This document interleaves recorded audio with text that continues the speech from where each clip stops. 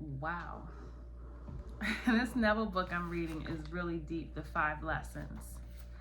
The most important thing in this world to you is your concept of yourself. When you dislike your environment, the circumstances of life, and the behavior of men, ask yourself, who am I? It is your answer to this question that is the cause of your dislikes. If you do not condemn self, there will be no man in your world to condemn you. If you are living in the consciousness of your idea, you will see nothing to condemn. To the pure, all things are pure. Now, I would like to spend a little time making as clear as I can what I personally do when I pray. What I do when I want to bring about a change in my world. You will find it interesting and you will find that it works. No one here can tell me that they cannot do it. It is so very simple. All can do it.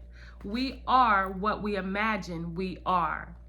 This technique is not difficult to follow, but you must want to do it. You cannot approach it with the attitude of mind of, oh, well, I'll try it. You must want to do it because the mainspring of action is desire. Desire is the mainspring of all action. Now, what do I want? I must define my objective. For example, suppose I want to be elsewhere. This very moment, I really desire to be elsewhere. I need not go through the door. I need not sit down.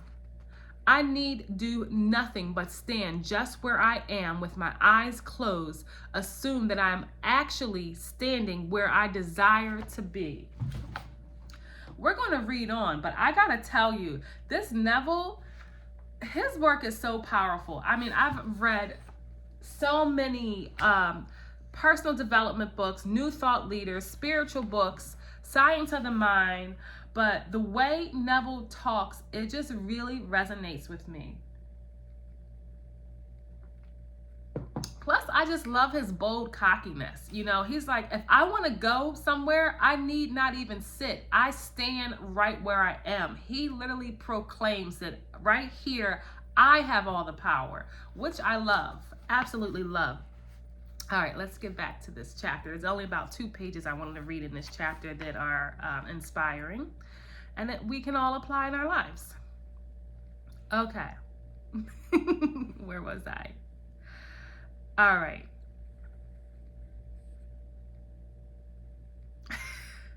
Now, I would like to spend a little time making as clear what I personally do when I pray and what I do when I want to bring about change in my world. You will find it interesting and you will find that it works. No one here can tell me that they cannot do it. It is so very simple. All can do it. We are what we imagine we are. This technique is not difficult to follow, but you must want to do it. All right. Desire is the mainspring of all action. Now, what do I want? I must define my objective. For example, suppose I want to be elsewhere. This very moment, I really desire to be elsewhere. I need not go through the door. I need not sit down. I need do nothing but stand just where I am and close my eyes. Assume that I'm actually standing where I desire to be. Then I remain in this state until it has the feeling of reality. Then I remain in this state until it has the feeling of reality. Were I now elsewhere, I could not see the world as I now see it from here. The world changes in its relationship to me as I change my position in space. So I stand right here. I close my eyes and I imagine I am seeing what I would see were I there. I remain in it long enough to feel it to be real. I cannot touch the walls of this room from here, but when you close your eyes and become still, you can imagine and feel that you touch it. You can stand where you are and imagine you are putting your hand on the wall. To prove you really are, put it there and slide it up and down and feel the wood. You can imagine you are doing it without getting off your seat. You can do it and you can actually feel it become still enough and intense enough. I stand where I am and I allow the world that I want to see and to enter physically and to come before me as though I were there now. In other words, I bring elsewhere here by assuming that I am there. Is it clear? I let it come up. I do not make it come up. I simply imagine I am there and I let it happen. If I want a physical presence, I imagine he is standing here. Wow. And I touch him as though the Bible, I find these suggestions. He placed his hand upon them. He touched them. If you want to comfort someone, what is an automatic feeling? To put your hand on them. You cannot resist. You meet a friend and the hand goes out automatically. Either shake his hand or put his hand on his shoulder. Suppose you were to meet a friend that you have not seen for a year and he is a friend with whom you are very fond of. What would you do? You would embrace him, wouldn't you? Or you would put your hand upon him. In your imagination, bring him close enough to put your hand upon him and feel it to be solidly real. Restrict the action to just that. You will be amazed at what happens. From then on, things begin to move. Your dimensionally greater self will inspire in all the ideas and actions necessary to bring physical contact. It works that way. Every day I put myself into a drowsy state. It is a very easy thing to do, but habit is a strange thing in man's world. It is not law, but habit acts as though it were the most compelling law in the world. We are creatures of habit. If you create an interval every single day into which you put yourself into a drowsy state, say at 3 o'clock in the afternoon, do you know that at every moment you will feel drowsy? Try it for 1 week and see that I am not right. You sit down for the purpose of creating a state akin to sleep and as though you were sleepy, but do not push the drowsiness too far enough to relax and leave it in your control of the direction of your thoughts. You try it for 1 week every day at that hour, no matter what you are doing. You will hardly be able to keep your eyes open if you know the hour when you will feel you can create it. I would not suggest that you do it lightly because you will feel very, very sleepy and may not want to. I have another way of praying. In this case, I always sit down. I find the most comfortable armchair imaginable, or I lie flat on my back completely. Make yourself comfortable. It will not be in any position where the body is distressed. Always put yourself into a position where you have the greatest ease. That is the first stage. To know what you want is the start of every prayer. Secondly, you construct in your mind's eye a single little event which implies you have already realized your desire. I love that.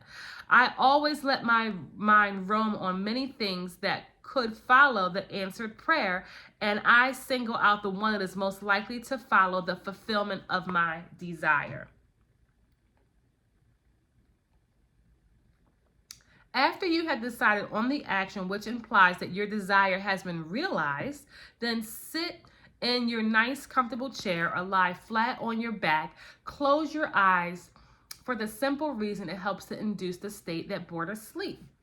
The minute you feel this lovely drowsy state or the feeling of gathered togetherness wherein you feel, I could move if I want, but I do not want. I could open my eyes if I want, but I do not want. When you get that feeling, you can be quite sure that you are in a perfect state to pray successfully.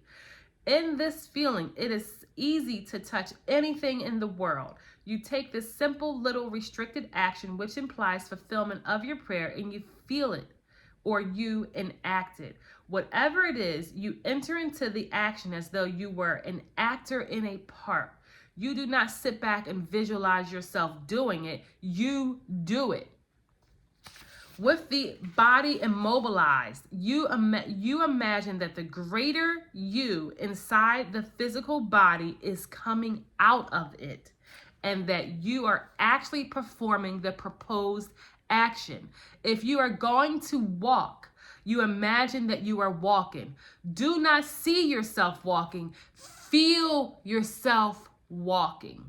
If you are going to climb the stairs, Feel that you are climbing the stairs. Do not visualize yourself doing it. Feel yourself doing it. If you are going to shake a man's hand, do not visualize yourself shaking his hand.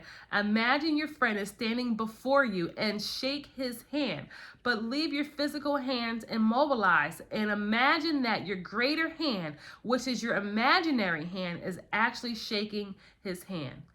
All you need to do is imagine that you are doing it.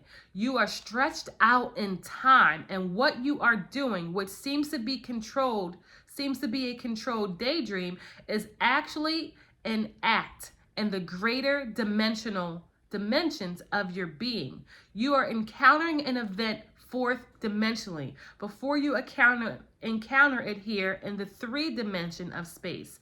And you do not have to raise a finger to bring this state to pass. Wow. My third way of praying is simply to feel thankful. If I want something, either for myself or another, I immobilize the physical body. Then I produce the state akin to sleep. And in that state, just feel happy. I feel thankful, which thankfulness implies the realization of what you want. I assume that feeling of the wish fulfilled, and with my mind dominated by a single sensation, I go to sleep.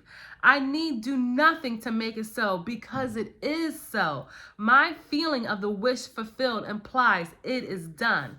All these techniques can use and change to fit your temperament. But I emphasize the necessity of inducing the drowsy state where you become attentive without effort. A single sensation dominates the mind if you pray successfully. What would it feel like now if I were what I want to be? That's a powerful question. What would it feel like now, right now, right now? Not in the future when it happens, not, oh, it's going to be. So no, if you're thinking it's going to be, you've taken yourself out of the moment. What would it feel like right now? What would it feel like if you had the relationship that you wanted right now? The money that you wanted right now? The business that you wanted right now? What would it feel like if everything in your life was exactly the way that you wanted to be and you're able to just relax and be happy? What would that feel like? When I know what that feeling would be like, then I close my eyes and lose myself in that single sensation, and my and my dimensionally greater self then builds a bridge of incident to lead me from this present moment to the fulfillment of my mood. Damn. That is all you need to do. But people have a habit of slighting the importance of simple things. Well, I hope you enjoyed this reading. I know I did. Please leave me a comment. Let me know what statement in this segment of Neville's book spoke out to you. And make sure you are subscribed to the channel because I would love to have you a part of the community. Bye.